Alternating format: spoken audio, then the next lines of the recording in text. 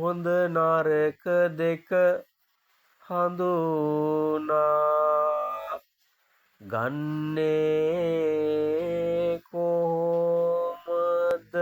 හොඳ නරක දෙක හඳුනාගන්නේ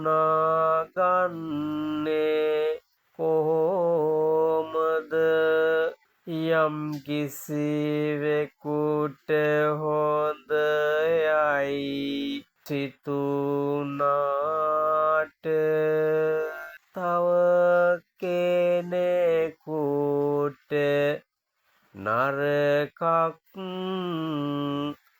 වෙනවාය.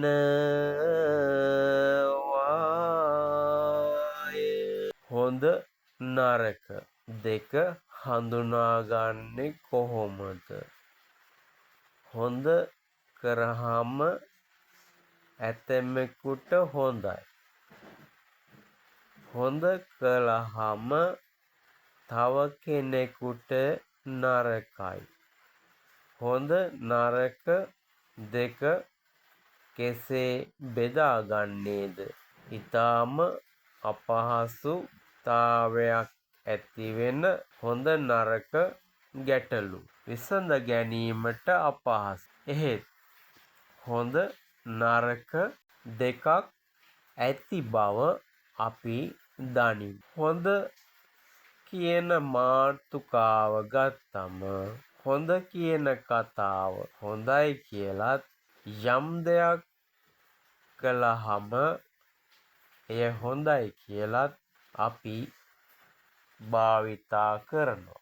නමුත් හොඳ දෙයක් නරකට හිටින්නත් පුළුවන්. අපි මෙහෙම බෙදාගමු. අල්ලපු ගෙදර සිරියාවතී අක්කට එහා පැත්තේ ගෙදර ලීලාවතී පේන්න බෑ. හැබැයි අපි ලීලාවතීට හොඳ දෙයක් කරනවා. නමුත් අල්ලපු ගෙදර සිරියාවතීට ඒක නරකයි. ලීලාවතීට හොඳ දෙයක් කරනකොට සිරියාවතීට නරකයි. සිරියාවතීට හොඳ දෙයක් කරනකොට ලීලාවතීට නරකයි. එහෙමනම් කොහොමද දැන් මේ හොඳ නරක දෙක අපි අවබෝධ කරගන්නේ? දැන් සෑහෙන ගැටලුවක්. ලීලාවතීට හොඳක් කරපුවාම සුමනාවතීට ගැටලුවක්. සුමනාවතීට හොඳක් කරපුවාම ලීලාවතීට ගැටලුවක්. දැන් අපි මේක බෙදාගන්නේ කොහොමද? ඉතින් ඕවා තමයි මේ ලෝකේ තියෙන ප්‍රශ්න. දැන් අපි කාට හරි හොඳක් කරනකොට තව කෙනෙකුට නරකයි. තව කෙනෙකුට නරකක් කරනකොට තව කෙනෙකුට හොඳයි. මේක මාර වැඩක්. හොඳ නරක දෙක බෙදෙන විදිය.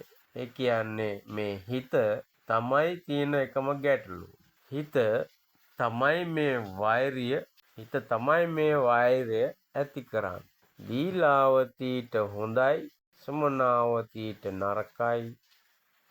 සුමනාවතීට හොඳයි, ලීලාවතීට නරකයි. දැන් හොඳ නරක දෙක ගැටලුව විසඳගන්නේ කෙසේද? අන්න ඒ නිසා අපි මේ ලෝකේ තියෙන යථාර්ථය අවබෝධ කරගන්නට ඕන. තව කෙනෙකුට උදව් කරනකොට තව කෙනෙක් ඔබට අපහාස කරනවා. තව කෙනෙක් ඔබට ප්‍රශංසා කරනකොට තව කෙනෙක් ඔබට අපහාස කරනවා. ඉතින් ඔන්න ඔය ප්‍රශ්නේ තමයි මේ ලෝකතලේ තියෙන්නේ. මේ ප්‍රශ්න වලට උත්තර හොයන්න ගියොත් තම තමන්ගේ කාලේ නාස්ති වෙලා තම තමන්ගේ ගෙනාපු ආවිෂ කෙටි කරගෙන තමන්ගේ ගමන යන්න බැරි තත්ත්වයකට පත් වෙනවා. ඒ නිසා දැන් අපි කවුරුත් හොඳ අය වෙන්නනේ කැමති. මේ හොඳ අය වෙන්න කැමති අය නරක අයට කැමති නෑනේ. මේ නරක අයට හොඳ අය කැමති නෑ. හොඳ අයට නරක අය කැමති නෑ. දැන් මේ නරක අය කියන්නේ කොයි අදහසකින්ද? නරක අය කියන්නේ කොයි අදහසකින්ද? දැන් අපි දන්නවා අපේ ජීවිතවලදී අපිට යම් යම් අවස්ථාවල විවිධ තීන්දුව තීරණ ගන්න සිද්ධ වෙනවා. ඒ තීන්දුව තීරණ ගන්න සිද්ධ වුණාම තව කෙනෙකුට ඒක නරක තීරණයක් වෙනවා. තව කෙනෙකුට හොඳ තීරණයක් වෙනවා. ඉතින් ඔන්න ඔය తත්වය අවබෝධ කරගත්තු කෙනා තමයි උතුම් ලෝතර ශාන්තිනායකයන් වහන්සේ දේශනා කරපු ධර්මයේ පිහිටලා කටයුතු කරන කෙනා. එයා යම් කෙනෙකුට හොඳක් කරනවා. හැබැයි හොඳක් බලාපොරොත්තු වෙන්නේ නැතුව. එයා තව කෙනෙකුට උදව්වක් කරනවා. හැබැයි හොඳ නරක දෙකම එයා බාර ගන්න කැමති නැහැ.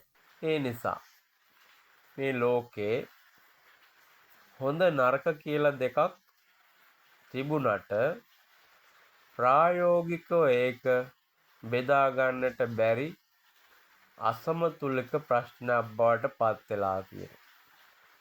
එක්කෙනෙකුගේ කැමැත්ත තව කෙනෙකුගේ අකමැත්ත.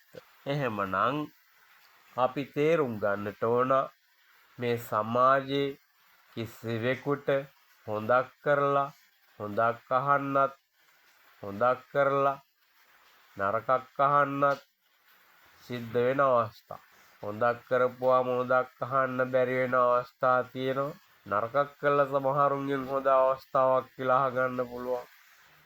හොඳක් කළා තව කෙනෙකුගෙන් නරකක් කියලා අහගන්නට පුළුවන්. ඒ නිසා මේ හොඳ නරක දෙක ඒ ක්‍රියාවලිය අනුව ඒ පුද්ගලයාට බලපාන ආකාරයට තමයි සිද්ධ වෙන්නේ. එhmenan අපි අවබෝධ කරගන්නට ඕන මේ කිසිම දෙයකින් සතුටු වෙන්න අපහසු පුද්ගලයන් සිටින ලෝකෙක හොඳක් අහන්න බැරි බව, නරකක් අහන්න පුළුවන්කම, නරකක් කියන්න බැරිකම, හොඳක් කියන්න පුළුවන්කම, හොඳක් කියන්න බැරිකම. දැන් අපිට තේරෙන්නට ඕන මේ ප්‍රශ්නේ විවිධ තැන්වලදී විවිධ ආකාරයෙන් මුණ ගැසෙනවා අපිට හොඳ නරක දෙක. දැන් මේ හොඳ නරක දෙක කෙසේ බෙදාගන්නේද යන මාතෘකාව ඔස්සේ කතා කරොත් කවදාවත් නිමාවක් නැති කතිකාවක් වෙනවා මිසක් ඔබට මින් ඉදිරියට යන්නට බැරි කමක් ඇති වෙනවා. ජීවිතයේ ඉදිරියට යන්න බැරි කමක් පවතිනවා මෙන්න මේ දෙක මත ගැටුණු පුද්ගලයන්. එනිසා මේ හොඳ නරක දෙක මත ගැටෙන්නේ නැතු. ඒ මොහොතට අදාළ කර්තව්‍ය, ඒ මොහොතට අදාළ දේ, ඒ මොහොතට සුදුසු දේ කරලා තමන්ගේ වගකීම යුතුයකම හැටියට ඒ මුණ ගැසෙන අවස්ථාවට හරියට මුහුණ දෙන එක තමයි කරන්න ඕන. ඒ නිසා හොඳ නරක දෙක පසුපස හඹා යෑම මිරිගුවක් පසුපස යන්නක් මෙන් කිසිම නිමාවක් නැති ගමනක් බවට පත් වෙනවා.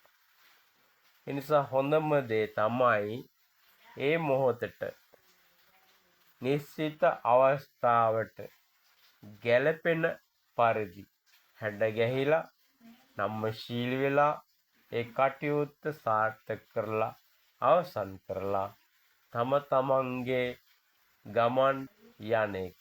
ඒ නිසා දැන් අවබෝධ කරගන්නට ඕන හොඳ නරක කියන දෙක අපිට කෙසේ බලපානවද කියන එක